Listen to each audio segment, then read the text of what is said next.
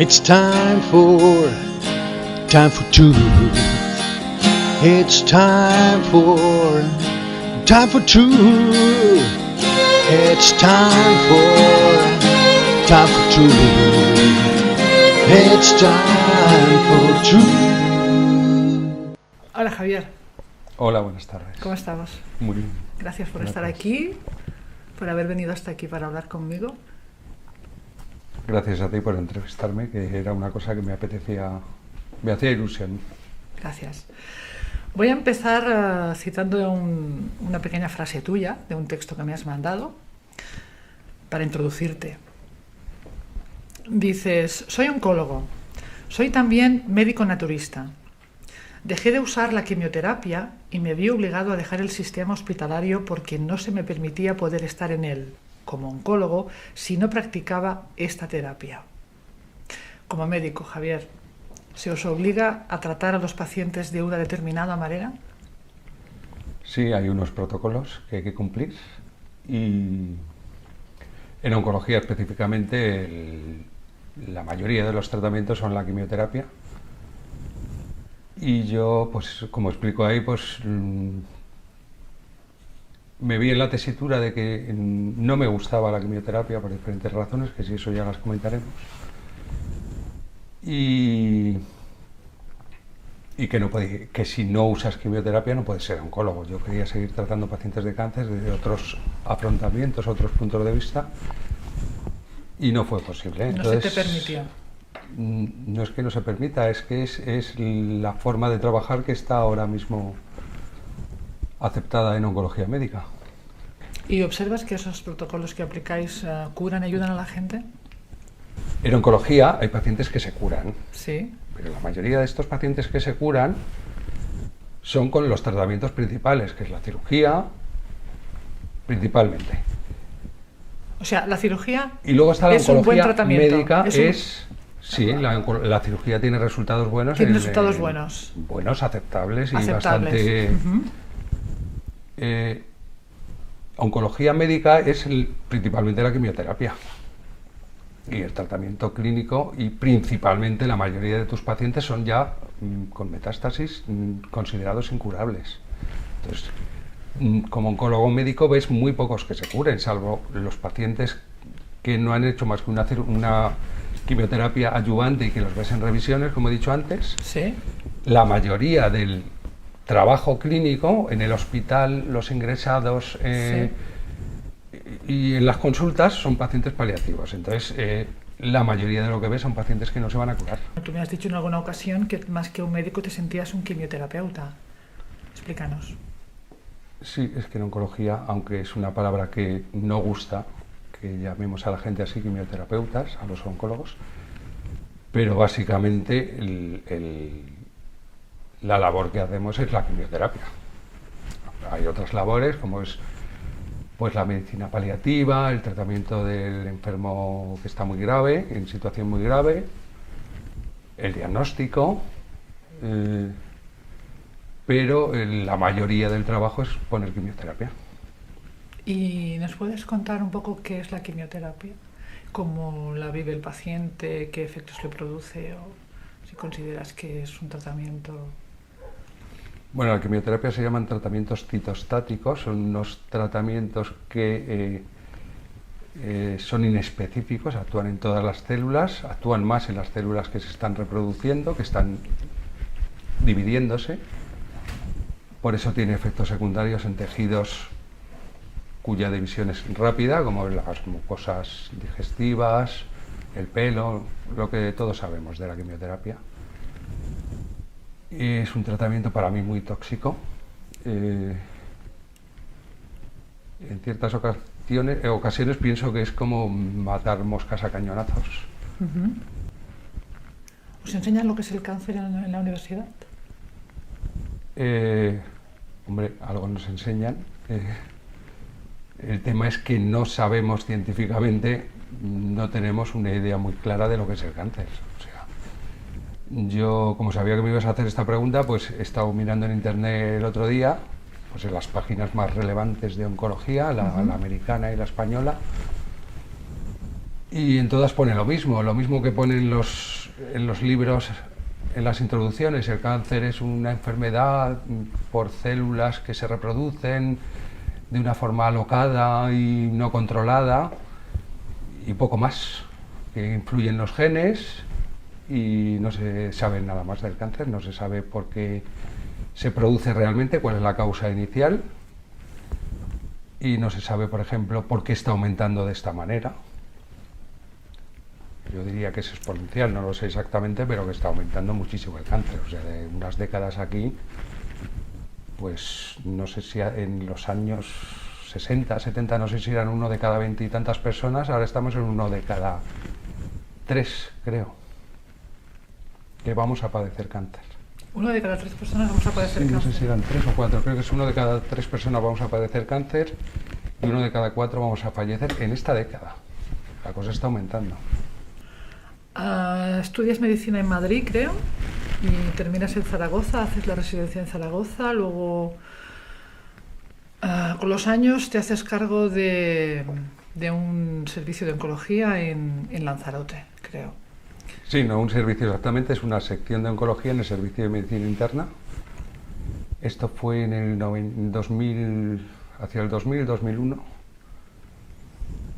Y ahí estuve 3 años y un poco más. Yo era el único oncólogo del hospital. Al principio me acuerdo que me daba mucho respeto porque dije 150.000 personas de población para mí solo a nivel de oncología. Y ahí estuve, ahí es donde me autoformé después de la especialidad, ahí es donde ejercí realmente. Y aprendí la verdadera práctica como oncólogo. ¿Qué observas ya cuando estás de oncólogo directamente con tus pacientes? ¿Observas que realmente estás curándoles, estás salvando vidas, que tu No. tasca como médico realmente está siendo útil?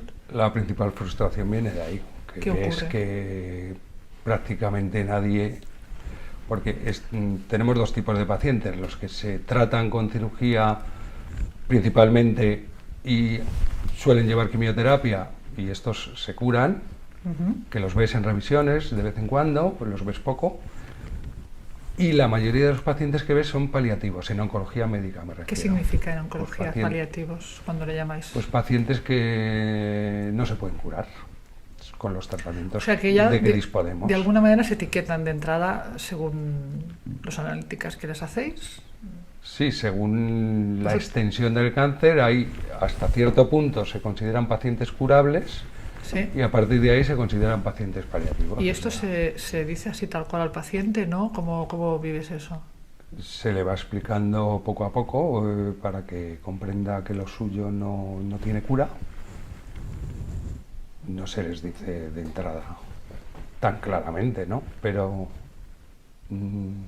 yo creo que incluso hay pacientes que no se dan cuenta, que se creen que están haciendo un tratamiento curativo o que puede tener alguna... ¿Cómo lo viven los pacientes cuando se enfrentan a un diagnóstico de cáncer? Desde tu punto de Unas vista. preguntas muy profundas. Desde tu punto de vista. Desde mi punto de vista, Claro. yo, pues claro, vas con una predisposición, con unas ideas preconcebidas, ¿no? De pobrecitos, tal. Y luego con los años me he dado cuenta que el paciente no lo vive tan mal. Es más, veo que sufren más las familias o tienen más ansiedad, más problemas que incluso el propio paciente. Yo, al final de mi ejercicio, porque ya lo dejé, pues siempre me ha extrañado eso, ¿no? El paciente lo tranquilo que está. No sé si es por la forma que yo tenía de hablarles, que ellos no querían expresarme sus sentimientos porque a lo mejor yo no se lo permitía, pero no, yo creo que el paciente es una enfermedad tan dura que les hace muy fuertes y generalmente ves más nerviosa a la familia que al paciente. Y tú empiezas a observar que la actitud del paciente ante el diagnóstico y ante la enfermedad puede ser relevante en el desenlace. Sí, yo esto lo observo desde el principio. Y ha sido mi lucha siempre, o sea, el papel que tiene la mente en las enfermedades y en la curación. Yo siempre lo he observado, hay varios tipos de pacientes. Yo me acuerdo que al principio me leí el libro de Simonton y hablaba de los pacientes especiales que se curan y que tienen una personalidad especial, que son muy luchadores, que son precisamente los que no queremos el oncólogo porque nos hace muchas preguntas, pone en duda las cosas, quiere él decidir. Y sin embargo hay una mayoría de pacientes que los ves que han tirado la toalla, ya desde el principio casi. No es que les esté responsabilizando de esto, porque no me extraña que tiren la toalla, según están las cosas y cómo se les transmiten y el pronóstico que tiene todo esto y ahora más, con cómo estamos socialmente y económicamente, que cada vez está la cosa peor. Pero sí que veía que muchos, pues que yo tenía la sensación de que si no tiraran la toalla la cosa podía ser diferente. ¿Es duro decir Yo eso? es mi impresión. ¿Es duro decir eso a un paciente? Al principio, cuando no tienes experiencia, es durísimo. O sea, si no sabes mantenerte un poco al margen, no sabes no echarte la culpa, porque este es otro tema. Nos enseñan que nosotros curamos a los pacientes, que debemos curarlos, que es toda nuestra responsabilidad. Pues todo eso te afecta un montón, y sobre todo a la hora de comunicarle una mala noticia de este tipo. Más teniendo en cuenta que nadie te enseña a comunicar malas noticias tampoco. Tienes que aprender tú como autodidacta. Como persona humana, ¿cómo vives estar cada día enfrentándote a personas que sabes que se enfrentan a la muerte? ¿Cómo lo vives como ser humano? Porque eso te enfrenta a ti mismo. Es una pregunta muy difícil. Sí. Hombre, se vive de muchas maneras. Al principio, cuando eres novato, pues lo vives fatal, te supera. Te supera. Yo es que lo he vivido en diferentes fases. Al principio fatal, por inexperiencia, por falsa compasión, por pena, por rabia que te da incluso. Luego ya lo vas llevando de una manera más profesional, más adulta, y al final pues o consigues un punto en el que estás separado o no se puede vivir. Me comentaste también que los oncólogos suelen molestarse cuando un paciente les dice que no se quiere poner la quimio. ¿Por Sí, qué? eso es verdad. ¿Por qué?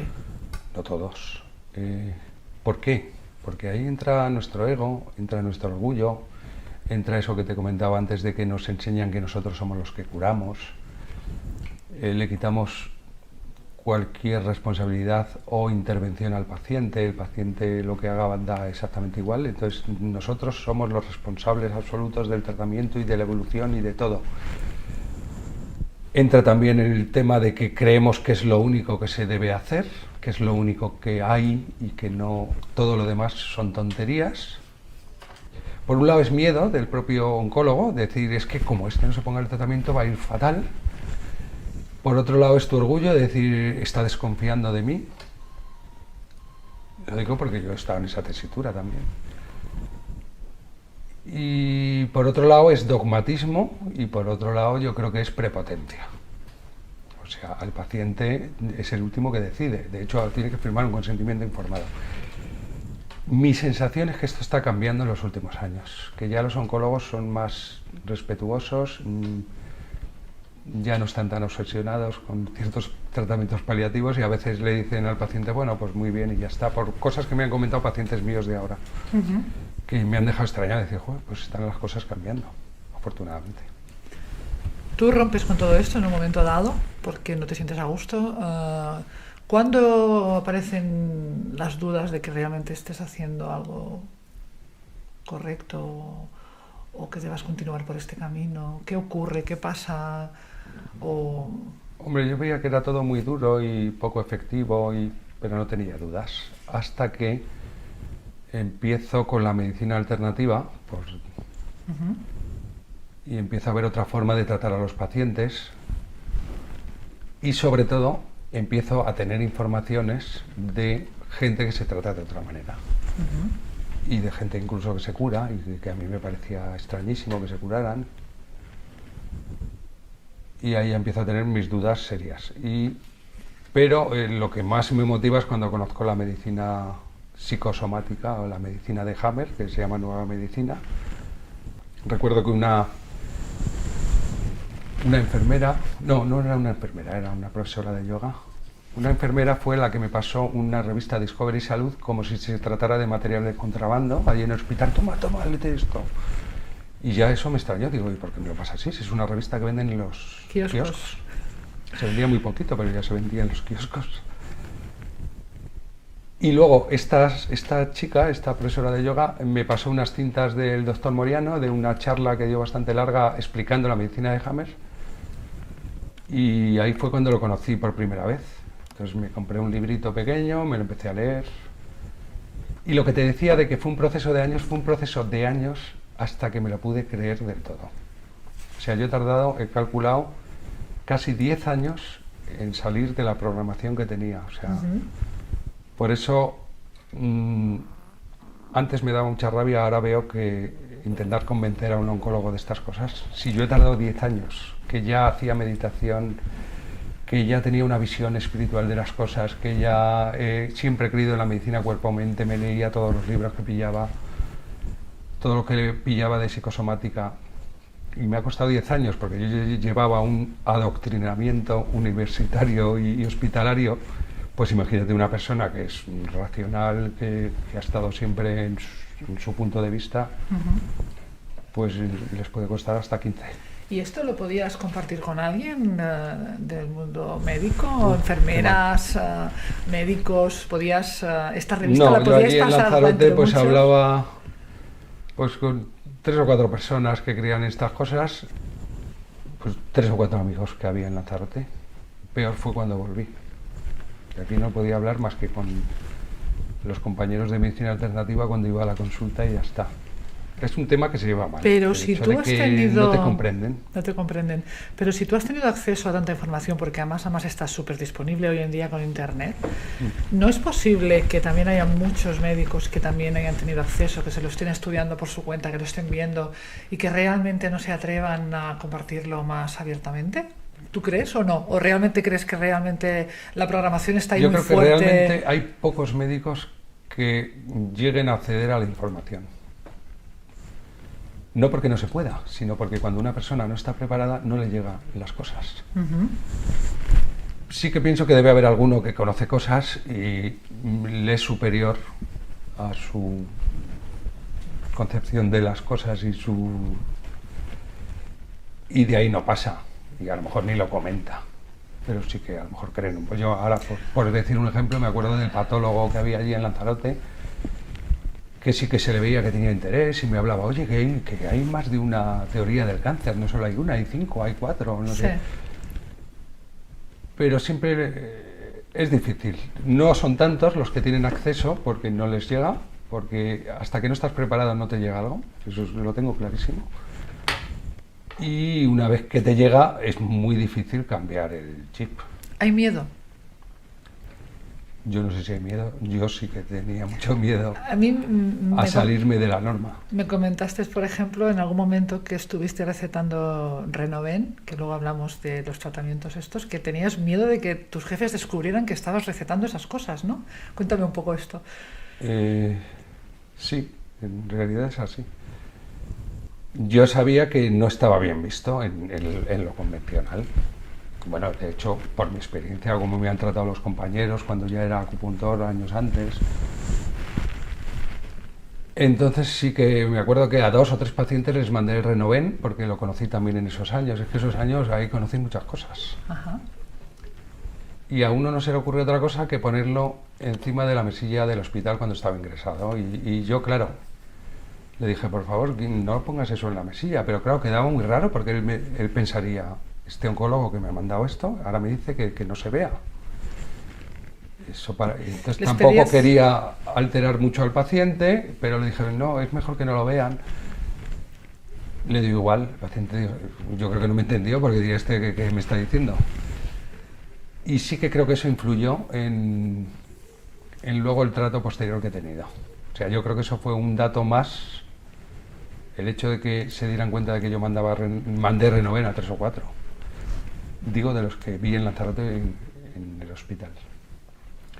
O el hecho de que yo hiciera alguna otra cosa. El hecho de que yo ponía muy pocas quimios.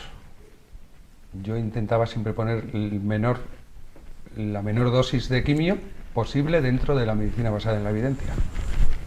Y yo sé que eso no lo sé, lo sospecho que no podía no gustar. O verse raro, o verse extraño, ¿no? Este oncólogo pone pocas quimios, está muchos meses esperando. Porque lo normal es que una vez que empiezas con la quimio paliativa, hay muy pocos descansos o no hay ninguno. ¿Pero realmente te llegaron a llamar nunca la atención? ¿A llamar el jefe del hospital, sentarte y decir, oiga No. usted, señor Herraiz, ¿qué está usted haciendo? No, de llamarme la atención directamente, no, porque además no había motivo. O sea, yo ponía tratamientos... Pues entonces, ¿por qué tenías miedo? ¿Dónde radica Sí. el origen de ese miedo? Primero, sabes que estás contra el sistema. O sea, que estás haciendo algo que el sistema no acepta. Esto del sistema es una cosa como muy etérea, pero es que es el sistema. El sistema somos todos, son nuestras mentes, es lo que piensa tu jefe, es la cara que pone, es lo que dice la Asociación de Oncología, que luego si tenemos más tiempo vamos diciendo ejemplos y cosas. Entonces, luego está, pues tú como persona, si te sales de la norma, pues es cierto riesgo, ¿no? Decir, a ver qué pasa si me salgo demasiado de la norma, pues a lo mejor no es bueno para mi futuro laboral o yo qué sé. Uno tiene miedo por su futuro laboral también. Luego, sobre todo, ves que nadie cree en eso. Entonces, que te pueden juzgar de que estás loco. Tú de mismo que... dudas, ¿no? Dudas de que realmente estés en lo cierto. Claro, tú dudas también. Yo ya te he dicho antes que he tardado 10 años en convencerme de las cosas porque tienes tus dudas. Porque claro, dices, bueno, si todo el mundo dice que hay que hacer eso, ¿cómo estoy yo diciendo lo contrario? O sea, otra cosa totalmente diferente que nadie tiene en cuenta. Y de vez en cuando estaba trabajando y venía un paciente, pedía la historia y no estaba. Pero yo, claro, con el estrés, pues yo no me daba cuenta. Yo, pues esta gente, qué inútiles que son, que pierden las historias y tal. Y eso me pasaba pues una vez al mes, o cada 2 meses, cada 3 meses. Pasado unos meses me di cuenta, digo, qué raro que siempre las historias que han faltado son de la gente que extrañamente ha ido muy bien. O que han hecho una respuesta completa en un ciclo. Pero no me lo podía creer, digo, Javier, te estás volviendo loco, paranoico. Y bueno, ahí se quedó la cosa. Pero recuerdo que tuve un paciente que hicimos mucha amistad, él y su mujer, y ya falleció, y después de fallecer su mujer me lo dijo. Me dice, no, es que eso que tú me has comentado es verdad, estaban mirando las historias. Era una persona con relaciones como para tener datos fiables de lo que me estaba diciendo, o sea, que no se lo estaba inventando. No entiendo. ¿Que alguien estaba mirando los historiales? Cogían esos historiales y los miraban. ¿Quién? Y me dijo, y no te preocupes, que no es nada malo, simplemente los están investigando. ¿Pero de quién hablas? Quiero decir, ¿quién hacía eso? Los del hospital. Porque eran historias especiales. Entonces las miraban a ver qué había pasado. Eso me dio mucha rabia, ¿no? Porque encima de que te alteran tu trabajo, pues que te miren las cosas por detrás sin... Yo pienso, estos ya son mis elucubraciones, pues que las miraban primero a ver si ponía menos quimio de la que debía poner, cosa que yo creo que no llegaron a verlo nunca porque era imposible, o a ver si hacía yo algo especial o no sé. No sé, el caso es que lo hicieron, porque yo confío en esta mujer y creo que no me estaba mintiendo. Y además yo ya tenía esa sensación hacía meses. Hay un punto de inflexión, me imagino, en tu vida. Hay un momento en que dices, vale, no puedo seguir con esto porque supongo me siento mal. ¿Cuál es ese momento? ¿Por qué ocurre? ¿Te hace un moving a lo mejor? ¿O es más tu imaginación? ¿O es tu conciencia? ¿O tu conciencia? ¿Qué ocurre? ¿Dónde está el punto? Todo. Se junta la sobrecarga, se junta que yo ya cada vez creía menos o cada vez tenía más dudas o conflictos morales de lo que estaba haciendo y lo que iba sabiendo de otras cosas de medicina natural o no química. Entonces la gota que colma el vaso yo creo que fue lo de Antonio Bru. Lo de Antonio Bru pues salió a la luz. Me recuerdo que me lo comentó un compañero de la UBI. Mira lo que salió en los periódicos. Yo ya estaba más quemado.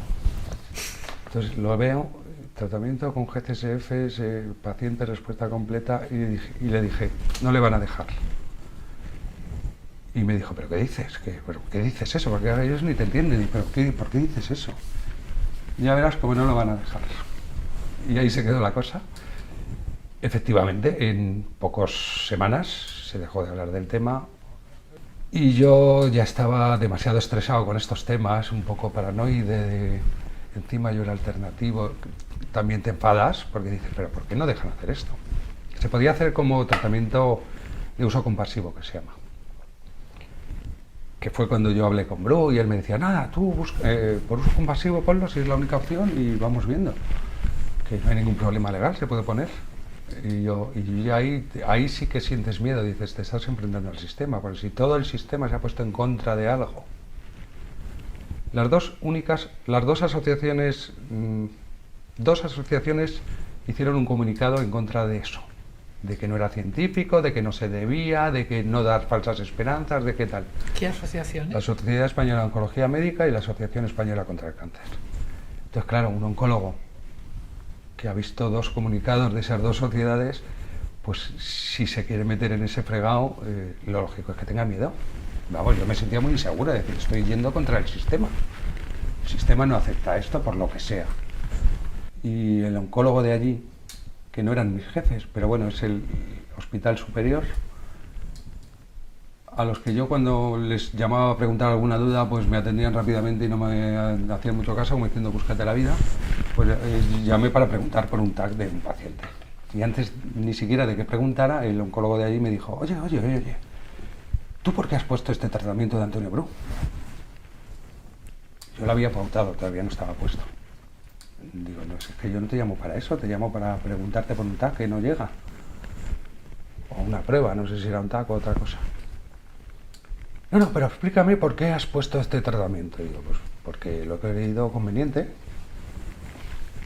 Pues tú ya sabes que eso no se puede poner porque no sé qué, porque no es científico, porque tal y porque cual. Y digo, bueno, pero bueno, primero, no te llamaba para eso. Y segundo, si fuera tu hijo, ¿tú qué harías? Y me dice, ya sabes que de eso no estamos hablando. Entonces, bueno, ese sí que fue la gota que colmó el vaso. Yo creo que dimití ese día o al siguiente. ¿Cuánto hace de esto? Pues hace como 5 o 6 años, por ahí.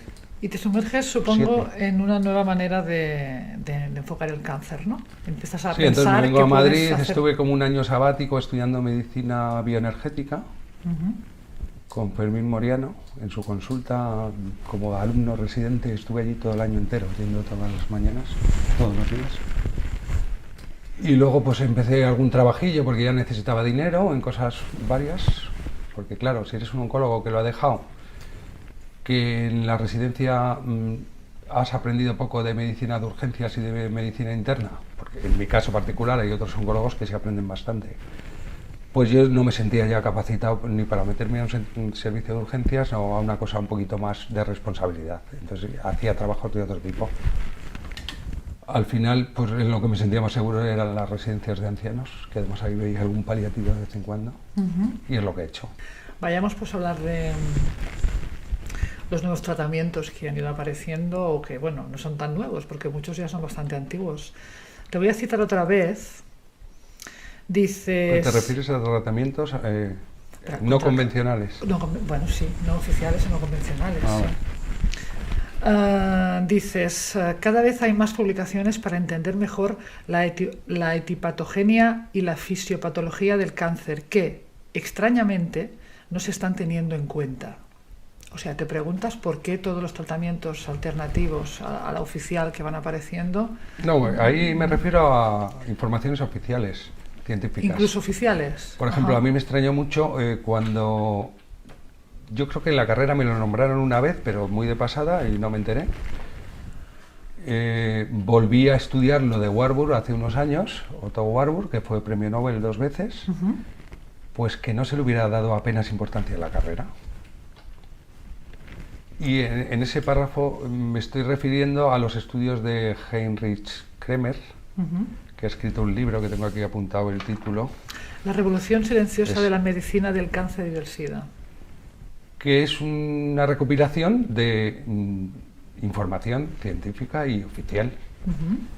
Y es, pues eso, un estudio de la etiopatogenia o fisiopatología del cáncer, de cómo se producen las cosas desde otro punto de vista, no solo desde el punto de vista del oncogeno, antioncogeno y no sé qué, sino más cosas, de qué es una célula cancerosa, cómo se comporta. Entonces, yo recuerdo que esto lo conocí en un curso que dio una persona que no es médico y estuvo 4 horas hablando y yo pensé que era médico, de lo bien que hablaba, yo no sabía quién era. Y nos resumió en 4 o 6 horas el libro este completamente. Y yo ahí me quedé flaseado y no me lo podía creer. Digo, ¿cómo que si se sabe todo esto?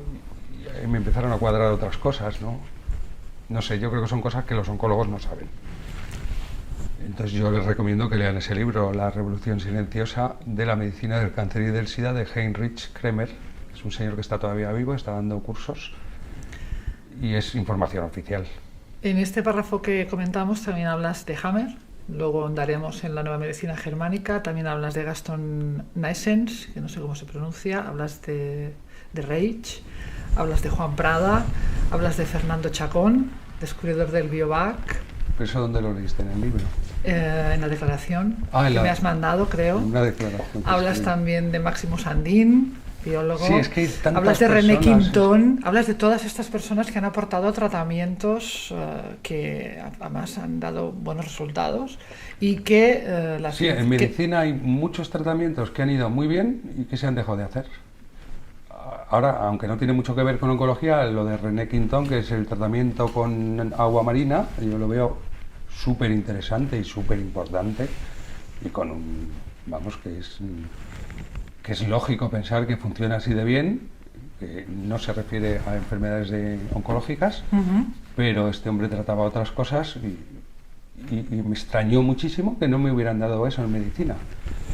Para resumir, para los legos médicos oficiales, pues el suero marino, el agua marina es una solución de todos los minerales que tenemos y a la misma proporción en el cuerpo humano, solo que más concentrada.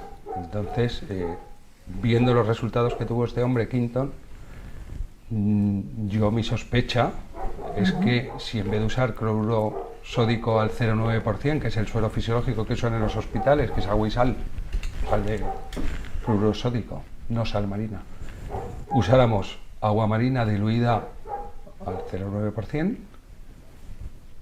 pues los resultados serían maravillosos. Entonces da la sensación de que es una cosa que no se debe y no se puede usar.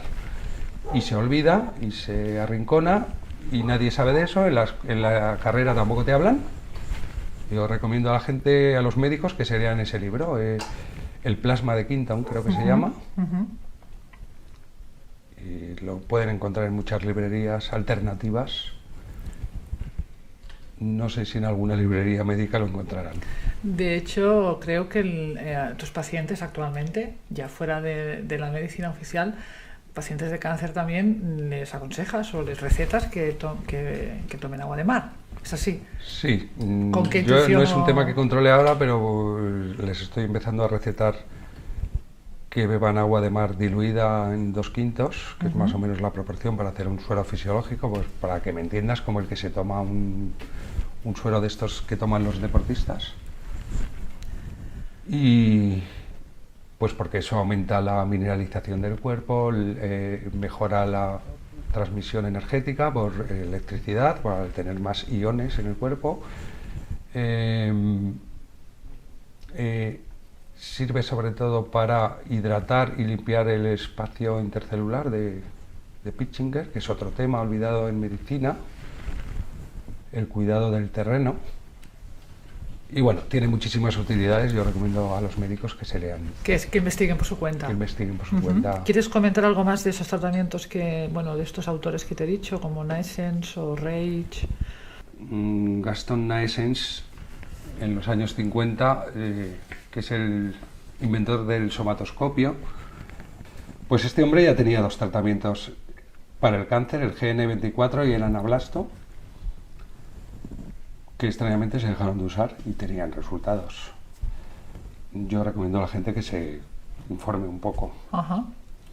Luego has nombrado a Prado Pascual. Pues Prado Pascual es un español que descubrió una forma diferente de teñir la sangre. En vez de teñirla con espectro violeta, usaba tintes de justo el espectro contrario, del valor 89 de Santana Pomarés, y entonces resulta que ves muchos más microorganismos de los que nos enseñan en medicina. Por ponerte un dato concreto, este hombre, Prada, se envió en el año 69 a la presidencia de gobierno español, con referencia a 1169-426, un estudio que se titulaba Estudio sobre descubrimiento de causas del cáncer. Creo que no ha habido respuesta. Me has comentado Wilhelm Reich. Yo lo estoy empezando a estudiar ahora, no tenía mucha idea de él.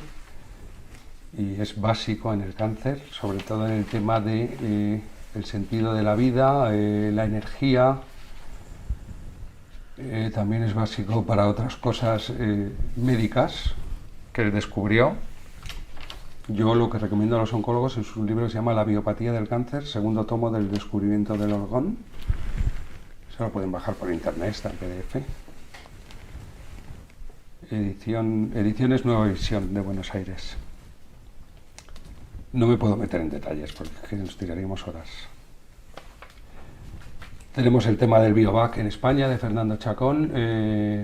Cuéntanos un poco de Biovac, que hubo un tiempo que se habla mucho y creo que se prohibió. ¿Cómo está el Pues tema? Biovac yo no lo conocía. Yo lo conocí cuando me pasaron el Discovery Salud y empecé a leer cosas. Digo, pero bueno, si hay un tratamiento que se llama Biovac, son unas proteínas. Me leí unos folletos que el laboratorio distribuía haciendo una mínima explicación de las cosas. Me parecieron súper coherentes y además me extrañó muchísimo que tenía estudios clínicos hechos en enfermedades, no solo cáncer, sino en otras enfermedades, pues de osteomusculares y tal. Lo que más me extrañó es que teniendo estudios clínicos hubiera luego, después de un tiempo que además había sido usado en la Seguridad Social española, pues luego sufriera esta persecución, porque no se puede llamar de otra manera. Fue una persecución diciendo cosas como que era peligroso, que tal, cuando era un producto que se vendía con receta médica dentro del Sistema Nacional de Salud. Entonces ya ahí me empezó a extrañar mucho, digo, como una cosa. Luego lees en el prospecto que estaba indicado en pacientes como con intención curativa en pacientes metastásicos de cáncer, eso está en su prospecto. Ves los estudios, ves gente que te ha dicho que se ha curado con eso, y luego ves todo lo que pasó, que está descrito en la revista Discovery Salud. Ahí creo que tienen una pestaña que es solo para el Biovac y explican todos o reúnen todos los artículos que sacaron sobre ese tema. ¿Y tu experiencia con él cuando lo recetaste? ¿Puedes aportar Yo lo algo? receté 2 o 3 veces nada más. El Biovac se usaba en autovacuna, había que hacer un test de floculación con la sangre y se hacía un específico para cada persona. Cuando pasó todo esto se prohibió. Entonces luego, un tiempo después, se permitió sacar en jarabe, pero ya era un inespecífico, se usaban, no sé si el jarabe lleva 80 cepas o algo así, pues de ese orden, y estoy seguro que funciona mucho menos. Una persona que se llama Royal Raymond Rife, nació en el 1888, falleció en el 1971, pues que inventó una forma de tratar con radiofrecuencias. Descubre lo que él llama virus filtrable del carcinoma en el año 32. Descubre una frecuencia más específica para el cáncer.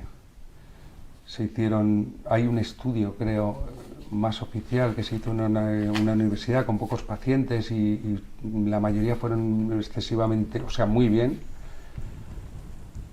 Bueno, pues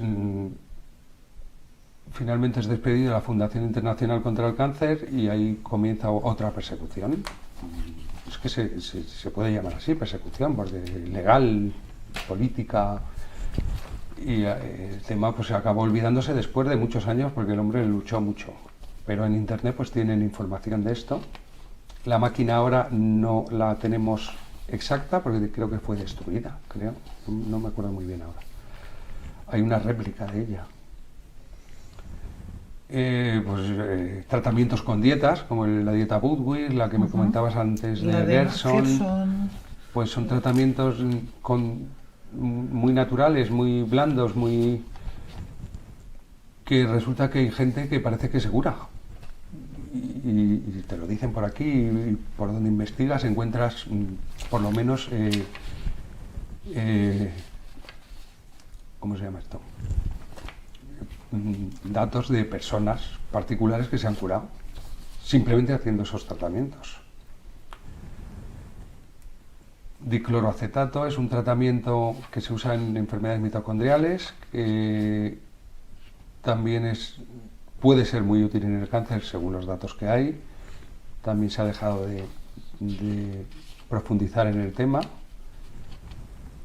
Siempre pasa lo mismo, sale el tratamiento, lo descubren, salen los medios, hay un boom, todo el mundo está muy animado y de repente en poco tiempo, o en la página web o algo, pues la persona se retracta y dice que no se puede usar porque no hay estudios clínicos y no se vuelve a hablar del tema.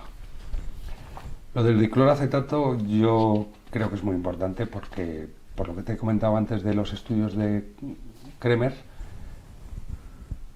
pues el tema mitocondrial en el cáncer, en el funcionamiento, en la mitosis celular es importantísimo. Vitamina C intravenosa a altas dosis, también hay muchos estudios. Han salido en revistas importantes. Otro tema que está olvidado. Entonces son cosas que extrañan. O sea, si tú ves que hay estudios, que ha habido casos buenísimos de respuesta, y de repente es como si hubiera una cerrazón total del sistema a usarlo. Siempre te comentan compañeros alternativos, la palabra alternativa no me gusta. Te comentan, no, es que son tratamientos que como no se pueden patentar no les interesa. Aunque no siempre es así. ¿No? Bueno... ¿No siempre es así? No, porque por ejemplo lo que pasó con el Neupogen, no el Neupogen, que es el nombre comercial, el GCSF, que usó Antonio Bru para tratar a unos pacientes, no lo usó él, porque él no es médico, sino unos médicos colaboradores, con unas respuestas excepcionales. Pues es un tratamiento que se usa en oncología para otras cosas, no para tratar el cáncer, a dosis diferentes y de otra manera aplicado, y tampoco interesó. O sea, era un tratamiento patentado. Era un tratamiento que si eso se lleva adelante... ¿Pero que curaba a la gente? Hubo 2 pacientes que estaban en respuesta completa, que sepamos, publicados. Creo que ha habido más. Yo tengo otro artículo en el blog que se llama Mi experiencia con el tratamiento de Antonio Bru, y explico más detalles. Entonces extraña decir, bueno, pues este no es un tratamiento que no sea patentable, es un tratamiento de las farmacéuticas. Entonces, ¿por qué...? Es que notas como una cerrazón a que esos temas salgan adelante. Yo recuerdo que cuando salió lo de Bru, yo ya estaba muy metido en estos temas. Y le llamé y le dije, lo vas a pasar mal. Y me dijo, tú estás loco, eres un paranoico. Digo, no, yo si quieres te recomiendo gente que te ayude para hacer relajación y tal, porque esto va a ser una lucha. ¿Qué? ¿Pero qué dices? Esto cura el cáncer. Fue su respuesta. Y incluso me empezó a tratar como si yo estuviera loco y dejó de hablarme un tiempo. Hablamos por teléfono un par de veces y luego creo que le llamé yo un par de veces y ya no me lo cogió o algo así. Y efectivamente es lo que pasó. Luego ya no se supo más, en unos días desapareció el tema de los medios y al año o así le volvimos a ver en una revista, pues con un aspecto de estar muy cansado, y el tema se olvidó. No se hizo un estudio. Ellos querían que se hiciera un estudio clínico en 20 pacientes terminales que hubieran utilizado todos los tratamientos convencionales, o sea, desahuciados totalmente. Y al final no se permitió ese estudio, no sé muy bien por qué, la razón no la entiendo. La electrocancerterapia es un tratamiento que a mí me llama mucho la atención, es un tratamiento con electricidad de bajo voltaje. Resulta que el cáncer tiene menos resistencia, entonces pasa más intensidad por ahí y se quema de una forma bastante específica. Yo conozco a un señor que tenía un sarcoma en el brazo, se trató con electrocancerterapia y quemó totalmente el sarcoma hasta el punto que le hizo una cicatriz, se le quedó una cicatriz retráctil. Precisamente este señor, luego después de ese tratamiento, volvió al oncólogo y tenía ganglios en la axila y no sé si supraclaviculares. Y le dijeron, bueno, pues es que ya no te podemos cortar el brazo, ya no te podemos operar. Es una pena. Este señor está curado y no usó quimioterapia. Y así conozco a algunas personas más. El Green Sap es un tratamiento natural, paliativo, con unos resultados paliativos buenísimos, mucho mejor que cualquier cosa de medicina Cuando dices convencional. tratamiento paliativo, ¿qué quieres decir? Tratamiento de síntomas, mejora de la calidad de vida, vale. aumento de la supervivencia, con unos resultados que yo me quedé alucinado. Los expuso un oncólogo, Bernardo Urdaquiola, del Instituto Nacional de Oncología de Uruguay, los expuso en un simposio que fuimos Sí. de medicina natural. Y yo estaba asustado con los resultados que decía de supervivencia y de alargamiento de la supervivencia. O sea, resultados nunca vistos en oncología con otros tratamientos convencionales. Nunca más se supo. Sí, se sigue vendiendo así en plan privado, pero nadie lo conoce. Lo mismo te digo de la homeopatía de Banerjee. Ellos trataron miles de pacientes. Este fue otro tema que traté así más personalmente. Y me entero que hay unos hindúes que han tratado miles de pacientes, no sé si 2.000, 3.000, y han hecho un estudio estadístico de resultados. Allí hay mucha gente que no se puede poner la quimio, que no tiene dinero, que solo se tratan en su médico naturista de allí o el que haya. Y estos médicos, que es padre e hijo, se llaman Banerjee, les ponían homeopática. Entonces reportan unos datos de 25% de curaciones en tumores, muchos de ellos avanzados. Entonces yo me quedé a cuadros. Digo, esto no puede ser verdad, o sea, yo estoy loco, o estamos locos aquí todos, o estos señores son los mentirosos. En todo caso habría que investigar eso. Habría que ver qué pasa, ¿no? Claro. Poquito. Se está estudiando la homeopatía de Banerjee, pero con quimioterapia. Se están haciendo estudios clínicos, tengo entendido, creo que sí, en Estados Unidos. Un tratamiento se llama Ukraine, que está compuesto de un fármaco convencional en sinergia con otro fármaco natural, con otro producto natural, y que con esta unión se produce un tratamiento del cáncer que no tiene prácticamente efectos secundarios, y veo unas respuestas alucinantes en cáncer de páncreas. Ahora recuerdo, ya no me acuerdo de los otros cánceres, pero a mí se me quedó grabado lo del cáncer de páncreas, ese índice de respuestas completas. Pues otra cosa que es medianamente convencional y que tampoco se incorpora. Él ya tenía estudios clínicos hechos, varios, bastantes, unos cuantos, no bastantes. Tampoco nunca se vuelve... Nunca he oído en oncología hablar a nadie del Ukraine. Recomiendo a los médicos que lo miren en internet. Investiguen. Ukraine con K. Es un tratamiento que se descubrió en Ucrania, le han dado ese nombre. Ajá. Por último, Sí. para el tema estrella, Sí. que lo he descubierto recientemente, hay un doctor que se llama Bruzinski en Estados Unidos, Stanislaw Bruzinski, que ha estado en una batalla legal contra la FDA durante años, porque en 1970 descubre los antineoplastones, que son otros péptidos, esto me recuerda un poco al BioVac, que actúan a nivel genético y que tienen unos resultados clínicos en cáncer, incluso de curación, buenísimos. Pues lo subsecuente a esto ha sido batallas legales que al final ha ganado, y ahora actualmente están en estudios fase 2, pero lo que me extraña es eso, que haya tenido que pasar por tantos juicios. Hay un vídeo en internet muy bueno en el sentido de que es muy completo y explican todo muy bien, bastante largo, y se lo recomiendo también a la gente. Entonces, digo yo, si existen tantos posibles campos de investigación, por lo que estás diciendo, hay cantidad de cosas en las que se podría estar investigando para encontrar soluciones o confirmar soluciones. Hay más cosas, ¿eh? Yo Bueno, esto lo saqué ya, ayer sí, en una sí. hora corriendo antes de cenar, porque recordé que no me lo había repasado, y digo, por si hablamos de estos temas. Se está recaudando continuamente dinero nuestro, pues campañas de sensibilización, maratones en televisión, el Día contra el Cáncer, la banderita, todo esto se está recaudando continuamente. Ya no solo hablo del dinero de subvenciones, sino también del bolsillo de todos nosotros. ¿Dónde va todo este dinero? ¿Se utiliza para investigar todas estas posibilidades? Todo ese dinero no, va a medicina convencional. Y ¿Va a estudiar la quimioterapia? Prácticamente. Y va a estudios no de etiopatogenia del cáncer, por ejemplo. Yo en un congreso, en un simposio, pregunté qué monto del presupuesto para investigación se utilizaba en investigar la etiología del cáncer, y me dijeron, creo que un 0,3%. No sé si era en Málaga donde lo pregunté. Y encima te dijeron o que... un 3%, me da igual un 0,3 que un 3. Sí. Poquísimo para estudiar la etiología del cáncer. La mayoría del dinero se usa para estudiar tratamientos químicos y convencionales. Me comentabas que te sientes un poco entre dos aguas, ¿no?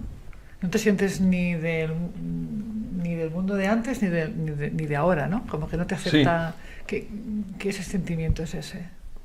Pues bueno, en el mundo convencional es lógico que no me acepten o me vean como raro o no me entiendan, pero no me esperaba eso en el mundo alternativo, y sí. O natural. O natural.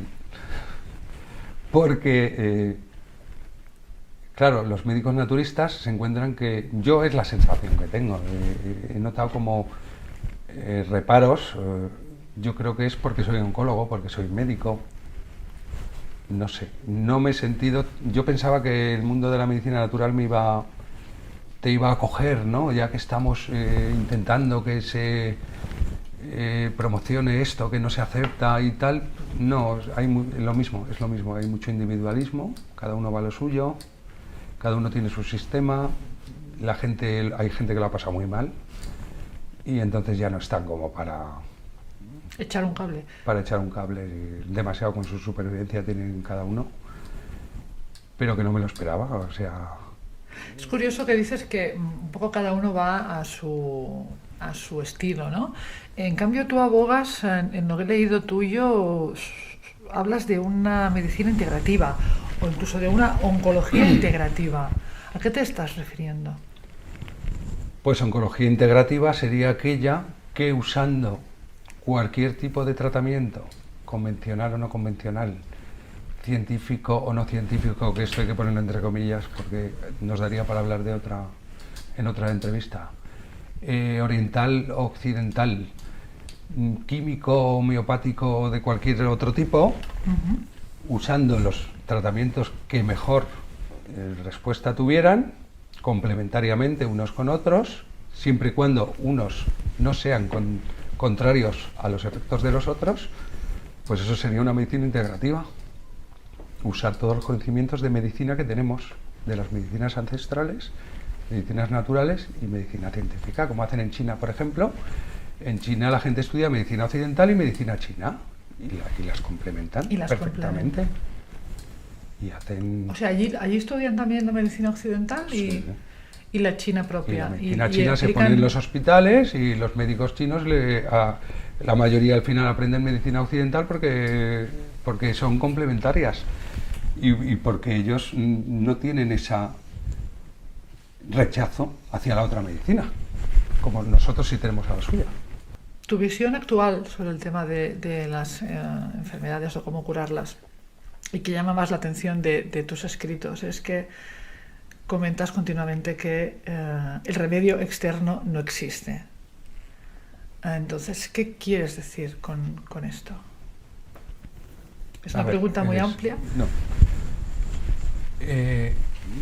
No hay ningún tratamiento que cure a todos los pacientes que tengan cierta enfermedad. No existe ningún remedio externo, ya sea químico, homeopático, natural, alternativo, biovac, lo que tú quieras, no existe. Luego pasa algo más, pues si no, incluso de todos estos que hemos comentado antes, estoy seguro que pasa lo mismo. Hay muchos pacientes que van mal y hay otros que van divinamente. Por poner un ejemplo, la dieta. Hay pacientes que se curan con la dieta solo, como la dieta Budwig y otras, pero no siempre. Entonces el remedio externo no cura. está ayudando a unas personas a que se curen, incluso puede haber remedios externos que impidan que te cures, y nos creemos que estamos haciendo un favor, pero no es la causa de la curación. Yo eso es lo que no entendía, ¿no? Y lo que me enfadaba mucho, decir, bueno, sí, mucha medicina alternativa, muchas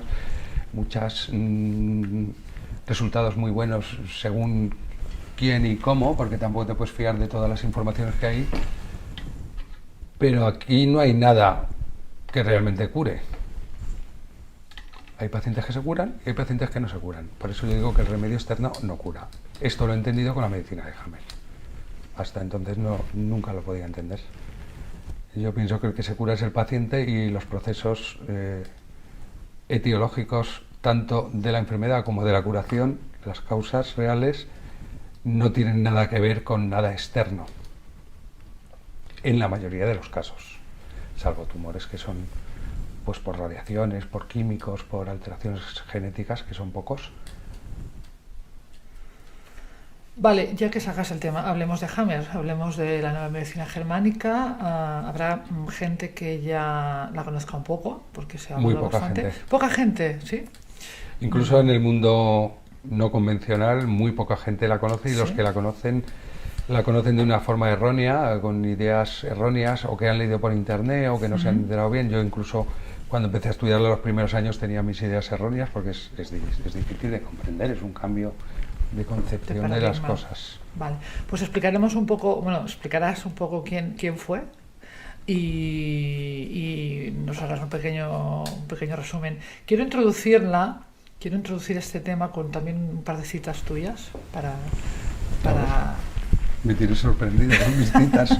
No sabía que yo era un escritor. Bueno, aprovecho para decir que tienes un libro escrito sobre el tema, además creo que lo tenemos aquí encima de la mesa, que no recuerdo Sí, el escribí título. un libro que se llama Cáncer ¿El cáncer tiene cura? tiene cura, con interrogaciones, Ujú. pues explicando todas estas cosas y muchas más, y ¿El cáncer tiene se cura? publicó. Al final no lo quisimos vender, o no tuvimos demasiado interés. ¿Está publicado? Está publicado, Pero, ¿qué pasó? pero dejamos de venderlo. O sea, hubo problemas en la editorial, que eran unos amigos míos. Yo tampoco lo tenía muy claro y tal, y bueno, lo colgaré en el blog ahora cuando aprenda a colgar un PDF en un blog.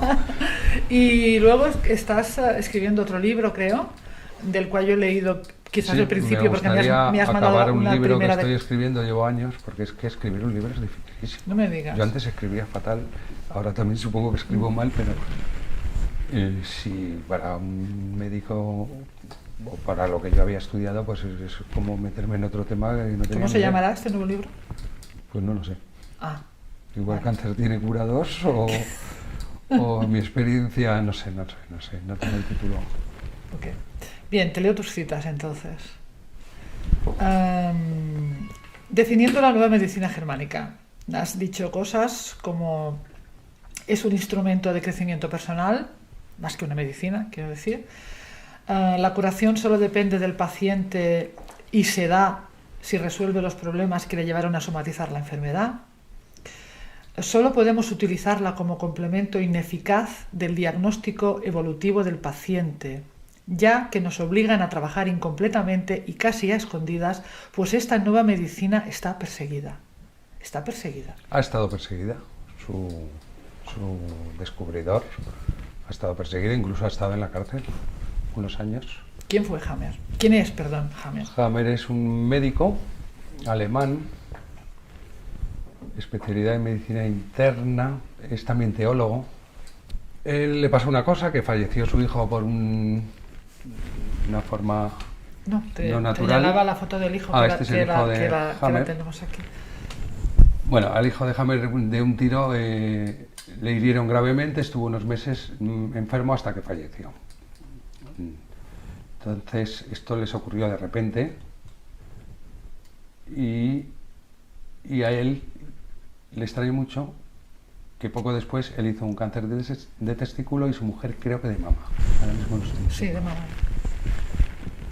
Entonces le llamó la atención y empezó a estudiar estos temas. Como tenía mucho acceso a pacientes de cáncer, empezó a preguntarles y fue descubriendo cosas poco a poco. Primero sí que vio que había temas concretos psicosomáticos, luego los fue pues resumiendo o de alguna manera sistematizando. Luego descubrió más cosas, descubrió que en el TAC cerebral se puede ver lo que nosotros llamamos un artefacto que realmente no lo es, que además está probado por la Siemens, que no es un artefacto. Luego descubrió, bueno, él lo que descubrió es que hay una unión entre mente y cuerpo, entre enfermedad y procesos vitales, les llamó conflictos biológicos. Pues hay un hecho vivencial que en ti te coge con unas características determinadas, que es cogerte de una forma desprevenida, que el hecho para ti sea muy difícil de afrontar, principalmente, y en soledad, o sea que o te pases solo o después de pasarte no compartas la parte emocional. Pero tú puedes comentar, me ha pasado esto, pero no comentas cómo te has sentido ni lo mal que estás. Eso se queda, si es una cosa, es como o sea, que es un shock, impacto emocional, un shock muy fuerte. Y eso puede desencadenar un cáncer. Puede. Entonces, no es que te echen del trabajo produce cáncer, no, es que si te echan del trabajo puedes hacer un conflicto de territorio, o si te echan del trabajo puedes hacer un conflicto de miedo a la muerte, o puedes hacer un conflicto de tal o de cual. Cada persona, según su carácter, puede hacer un tipo de conflicto. Incluso con el mismo problema puede provocar un conflicto Incluso hay muchas personas distinto. que no hacen ningún cáncer, porque son más adultas, o están más preparadas, o tienen más recursos, o solucionan el problema antes. Entonces, no sé por dónde seguir. Esto produce una fase que se llama fase activa, de conflicto activo, hasta que mientras no lo resuelves. Yo me acuerdo de una señora, por ejemplo, que me dijo, ¿y esto de qué puede ser? Digo, bueno, pues hay un alemán que dice que en tu caso, a lo mejor eso... Creo que era un tema que me había estudiado mal, pero por casualidad salió. Digo, usted no habrá perdido la casa. O tenía que ver con la casa, pero exactamente el conflicto que dice James no es ese. Y me dice, ¿usted qué pasa? Que es vidente. No solo he perdido mi casa, sino el trabajo y no sé qué, porque en Nicaragua hubo un terremoto y me tuve que venir aquí hace poquito. Otro me dijo lo mismo, ¿y esto por qué será? Y digo, bueno, pues un alemán dice que puedes haber perdido de una forma abrupta, o sea, inesperada, a un ser muy querido. Y me extrañó su respuesta, que era, pues si es eso, ya me quedo tranquilo, porque es que se acaba de morir un familiar, un señor que era como mi padre, que es el que me crió. Y así tuve varios, y el más gracioso, pues, si lo podemos decir así, era un señor de cáncer de colon. Yo el cáncer de colon, el conflicto que dice él es guarrada. A mí esto de guarrada no me sonaba científico. Entonces digo, ¿cómo le voy a preguntar yo a un paciente si le han hecho una guarrada? Yo como oncólogo no me veía para preguntarle eso. Entonces vino un paciente de colon y me lo preguntó. Entonces, ¿esto por qué puede haber salido? Digo, bueno, pues hay un alemán que ha hecho unos estudios de psicosomática. Digo, ¿a usted no le habrán hecho alguna faenilla? Y dice, faenilla no, a mí me han hecho una guarrada. Me echaron del trabajo y empecé a ganar menos y tuve que trabajar en el estercolero. Entonces se me quedó grabado, digo, ¿es que esto va a ser verdad o qué? Y a partir de ahí pues seguí estudiando mucho más estos temas. Pero, vamos a ver, creo que no se trata solo de resolver el conflicto emocional y ya está, que ese es un tema para intentar sanar un cáncer, sino No es un conflicto emocional, es un conflicto que salta en dependencia de tu configuración biológica cerebral. En unas personas saltan de un tipo, en otras de otro. Depende de tu dominancia cerebral. Y se llama conflicto biológico porque es un tema que está grabado en la mente, lo tienen también los animales. A un animal, si el hijo se le matan, otro animal, pues sufre el mismo conflicto que si a una mujer le pilla el coche a un niño, le pilla al niño un coche. Entonces no es un conflicto emocional. Lo que es emocional es el mantenimiento del conflicto.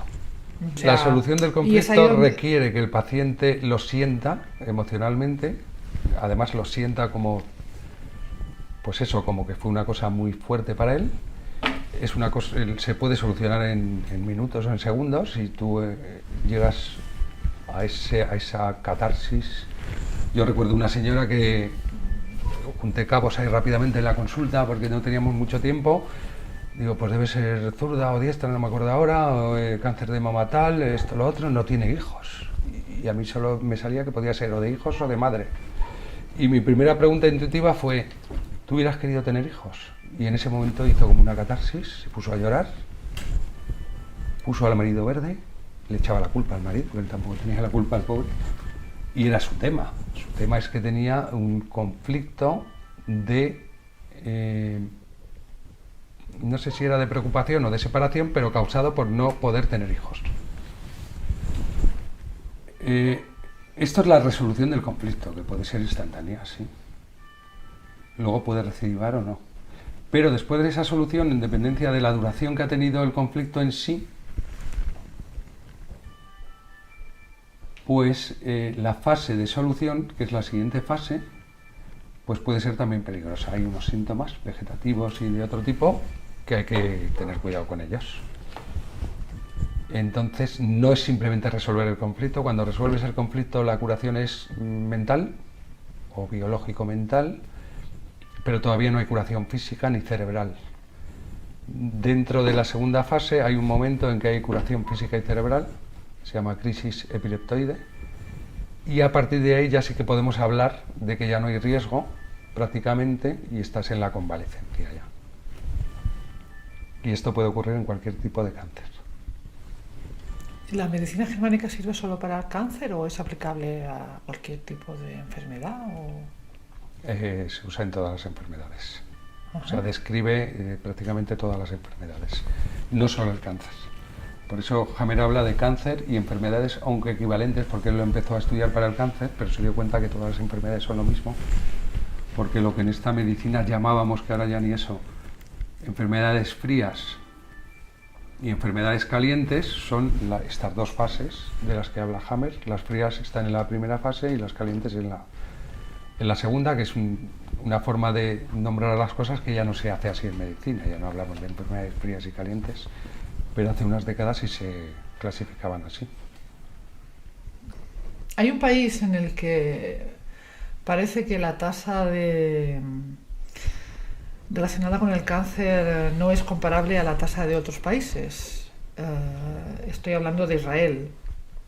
Por ejemplo, en Alemania hay 2.683 víctimas al año por millón de habitantes, en Estados Unidos 2.522. En cambio, en Israel aparece una tasa de 21 muertos por millón. Sí, no sé exactamente en qué año es esto, hace poco, hace años, pero son unos datos que dan de mortalidad en diferentes países, con una mortalidad bajísima en Israel, según una fuente en internet. Yo lo vi en una página que se llama Free News, y luego pues viendo otras cosas que también se leen en esa página, pues podría ser, eso habrá que demostrarlo, que en Israel estén usando la medicina de Hammer solo para tratar a los judíos y que por eso tengan estas tasas, o estén usando otras cosas también. Desde el punto de vista de la medicina germánica, ¿qué son las metástasis? Desde este punto de vista, las metástasis, como las entiende la medicina occidental, no existen. Son segundos tumores, terceros tumores, por segundos conflictos, terceros y cuartos conflictos. Entonces, en el paciente de cáncer es muy probable que haga nuevos conflictos. Hay un conflicto que se llama conflicto de diagnóstico. Este no lo describió Hammer como tal, lo ha descrito un psicólogo que está desarrollando el tema de la psicoterapia basándose en esta medicina. Y el conflicto de diagnóstico es cuando a un paciente le dices de una forma abrupta que tiene un cáncer muy grave. De la misma manera que he dicho antes, para unos puede significar un conflicto de miedo a la muerte, para otros puede significar un conflicto de miedo por los hijos, para otros lo puede interpretar de diferentes maneras o no producir segundos tumores. Pero sí que hay segundos tumores que yo creo que están relacionados con este pánico que te entra cuando te diagnostican. De hecho, yo cuando empecé a conocer estas cosas, observé un poco que había pacientes que, en dependencia de cuándo les hicieras el TAC torácico de evaluación de la enfermedad, si lo hacías muy pronto o lo hacías ya un poquito más tarde, había como un mes o dos ahí que era más probable que salieran metástasis, lo que nosotros llamamos metástasis pulmonares, que son por miedo a la muerte. Entonces, como yo ya conocía esto, primero intentaba quitarle el miedo al paciente. El paciente, cuando hablas con él, empieza a ver que hay alternativas, que hay tratamientos, que hay tal. Ese conflicto de miedo lo puede resolver, porque para él es más importante otras cosas, su sistema de valores cambia, se empieza a preocupar por la familia, por otras cosas. Y yo intentaba, pues en el mes, a partir del mes siguiente, después del diagnóstico, no hacerles un TAC siempre que pudiera. Pues si había excusas para retrasarlo o hacerlo, o ya estaba hecho porque lo había hecho el cirujano o el que lo había diagnosticado. Y cuando lo tenía que hacer ese mes tenía mucho miedo porque siempre notaba que aparecían algunas veces metástasis. ¿Por qué digo tenía mucho miedo? Porque una vez diagnosticado el paciente de metastásico, entra en la rueda de los cuidados paliativos y ya nadie quiere creer que se pueda curar. Y sin embargo yo pienso que si al paciente no entra en esa rueda, pues el primero él es el que no entra en ese pánico y en esa sensación de que ya no tengo nada que hacer y se puede curar más fácilmente.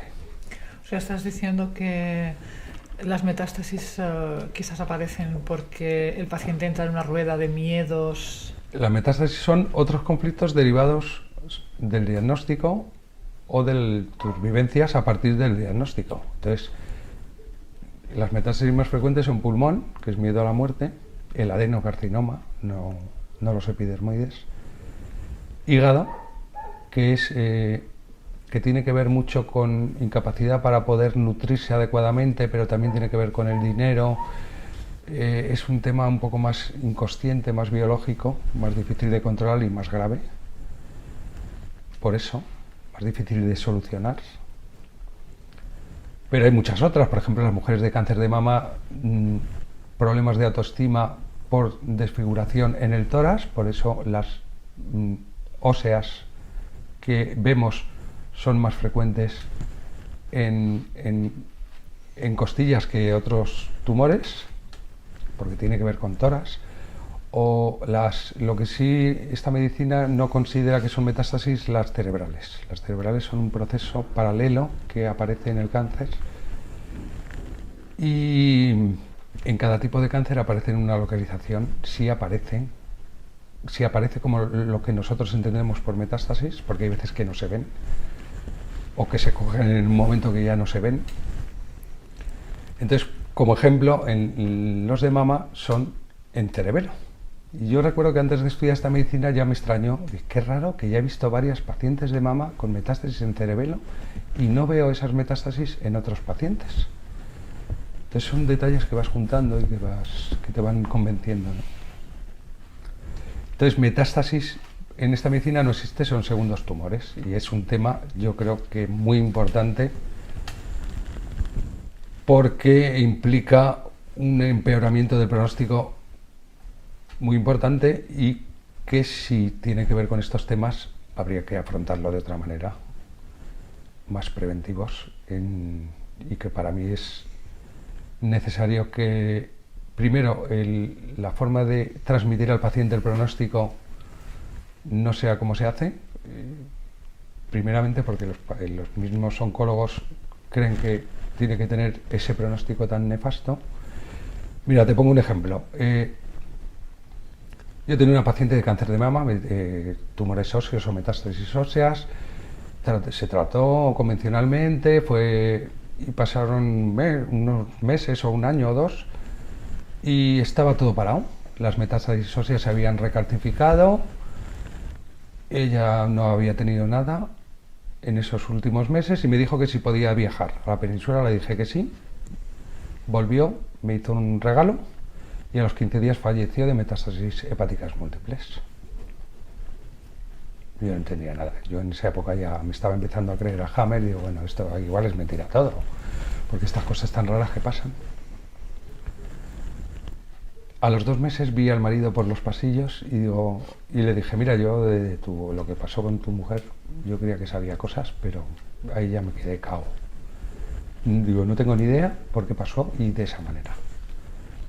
Digo, lo que sí pienso es que debe haber pasado algo. Si lo vemos desde el enfoque de la medicina Hammer, ahí ha pasado algo, más otro conflicto. Y me dice, pues nosotros sí lo teníamos claro. Digo, ¿cómo que tenéis claro el que dice que se iba a morir? Cuando la diagnosticaron, el médico que la diagnosticó la dijo, tiene una supervivencia usted de 2 años exactamente. Se murió el mismo mes que la diagnosticaron a los 2 años. Entonces ahí hay un tema de miedo, casi seguro. Y eso me dejó flaseado también. Eso es muy fuerte. Entonces la forma de transmitir la información tiene mucha importancia según esta medicina. La creencia del médico tiene mucha importancia. ¿Qué serían las remisiones espontáneas? ¿Cómo lo Pues ves? remisiones espontáneas es cuando un paciente que en teoría no se tiene que curar, según nuestra medicina, pues de repente se cura y nadie sabe por qué. Y entonces se catalogan como remisiones espontáneas y nadie las estudia. ¿Y Eso tú? es una remisión espontánea. ¿Y tú qué piensas? Yo tengo una señora que vino diagnosticada de micosis fungoide, muy pequeña, muy incipiente. Vimos el conflicto, lo entendió muy bien, se lo trató. Y a los 2 o 3 meses la vuelven a hacer las pruebas y las biopsias y le dicen que es que se habían equivocado. En este caso no es una remisión espontánea clasificada como tal, es un falso diagnóstico. Hay gente que cuando se cura dice, no, es que el diagnóstico estaba equivocado, a lo mejor, posiblemente, muy probablemente. Hay otros que dicen, no, pues habrá sido una remisión espontánea, cuando ya no tienen pruebas súper evidentes de que estaba bien diagnosticado, entonces le llaman curación espontánea. Y lo que sí es importante es que se han estudiado muy poco, hay estudios del tipo de pacientes que han tenido estas curaciones. Y en estos estudios suelen coincidir en el tipo de personalidad, que es más luchadora, que es una personalidad específica. ¿Todos los cánceres tienen un origen emocional o también hay cánceres por un origen tóxico? No, tiene que haber cánceres por origen tóxico y yo creo que según están las cosas están aumentando. Ya sea toxicidad química o radiaciones o nuclear. Y eso es evidente que existe, pero en la clínica, en la práctica clínica, es un pequeño tanto por ciento de lo que tú ves en clínica habitualmente. Según Hammer son estos un 5%, dice él que son, yo creo que deben ser más. ¿Te estás dedicando ahora al asesoramiento en temas de cáncer? ¿Nos quieres explicar un poquito? Sí, yo le llamo significa? asesoría en cáncer porque claro, yo soy oncólogo, pero también soy médico naturista, pero también he estudiado medicina de Hammer, lo integro todo, me gustaría que hubiera una medicina integral y luego está el paciente que es el que decide. Entonces yo asesoro pues en esos sentidos, o sea, la gente va al médico naturista pero echa de menos que tener un poco más de datos de medicina convencional, de diagnóstico de tal y es lo que yo les puedo aportar también. Y sobre todo la asesoría se refiere a que con la medicina de Hammer podemos identificar muy bien o bastante bien, bastante mejor el proceso en el punto en el que está el paciente ahora. O sea, si tiene buen pronóstico, si tiene mal, si ha recidivado, si lo suyo está creciendo o no está creciendo, es otro tema. El de los tumores que no crecen. Un tumor siempre tiene que crecer, pues hay pacientes de cáncer que de repente estos nódulos se le paran y así están meses o más tiempo y el otro ha crecido. Pues todos estos temas se pueden explicar mejor con esta medicina y entender. Y como los entiendes, puedes hacer un diagnóstico del momento en que se encuentra el paciente y aparte te sirve para seguirle evolutivamente siempre y cuando te cuente su vida. Porque hay gente que están bien y de repente hacen un conflicto por el tema del dinero. En el cáncer siempre hay problemas pues con el trabajo, con la familia, con esto, con los gastos. Entonces van haciendo diferentes conflictos y los tienes que ver pronto para avisar al paciente o para explicarle lo que le está pasando, para que lo entienda. Entonces una asesoría pues desde todos esos puntos de vista. Y también te has lanzado a ofrecer una formación. Aquí tenemos un curso que estás empezando. Mi ideal sería poder dar un curso de esto, porque ya que llama... yo no soy terapeuta de los que ven a mí que yo te voy a tratar Porque yo no creo en eso, yo creo que se cura el paciente, no le curo yo, no le cura el naturista, ni le cura la quimio. Si se cura, se cura, y si no, no, pero se tiene que curar él. Pues yo creo que la mejor medicina preventiva que hay sería estudiar estos temas, y entonces me gustaría dar un curso, lo estamos programando a ver si sale. Muy bien, voy a terminar con otra cita tuya. Ah, estoy... Y como oncólogo y médico naturista, creo que el problema de la no curación del cáncer seguirá hasta que no aparezca un cambio. No en la ciencia, que ya está lo suficientemente desarrollada, sino en las personas, para que entre todos sepamos aprovechar lo que ya tenemos y burlar lo que no queremos. Sí, yo pienso así, yo pienso que ya hay suficientes conocimientos para, si se integran todos, desde una actitud abierta, por lo menos afrontar el tema de una forma mucho más eficiente de lo que se está haciendo ahora, o por lo menos más humana y más comprensible y más coherente.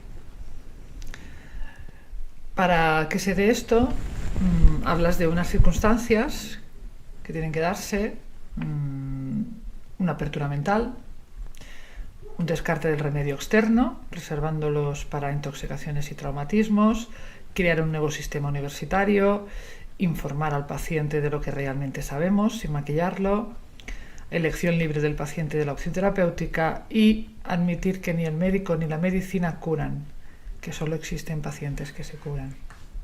Sí, es como pienso, de hecho, que he escrito yo, y no me ha sido una sorpresa que lo traigas. Solo el comentar lo de que descartarlo del remedio externo actualmente no podemos. Yo pienso que no estamos en ese nivel de conciencia, la gente necesita un apoyo externo y algo a lo que agarrarse. Yo mismo he tenido problemas que podían haber sido graves y he entrado en pánico. Y además los remedios externos son necesarios para favorecer esa curación, para mejorar defensas,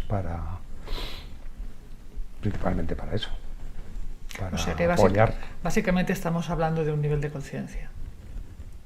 Claro, mi teoría es que el siguiente nivel de conciencia, no sé si ahora dentro de 100 años o 200, será el de la autosanación verdadera. O sea, es decir, yo creo que puedo sanarme por mí mismo y utilizo lo demás como apoyos externos o ayudas. Por ejemplo, yo ahora he estado mal anímicamente y yo creo que lo que me ha ayudado a dar el salto y a poder mejorar otra vez es la homeopatía.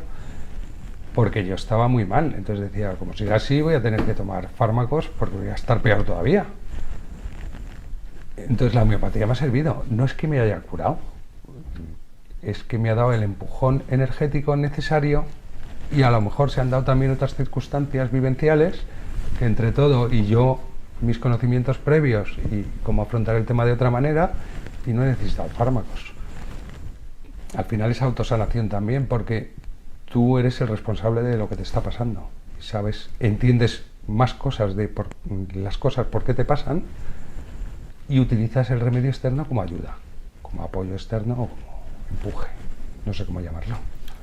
Eso es a lo que me refiero de descartar el remedio externo, pero las medicinas se van a tener que seguir usando y en medicina convencional hay muchas cosas necesarias y súper útiles y hay enfermedades muy graves que se deben tratar. Y está la UCI, y está la cirugía y todos estos temas no se van a evitar porque son necesarios. Lo que sí abogo es por una medicina integrada de unas cosas con otras y coherente de unas cosas con las otras, que es lo que me gustaría a mí, que por ahora parece un poquito una utopía. ¿Quieres añadir algo? No, yo creo que hemos hablado bastantes temas. De acuerdo. Muchas gracias. Gracias a ti. It's time for truth. It's time for truth. It's time for truth. It's time for truth.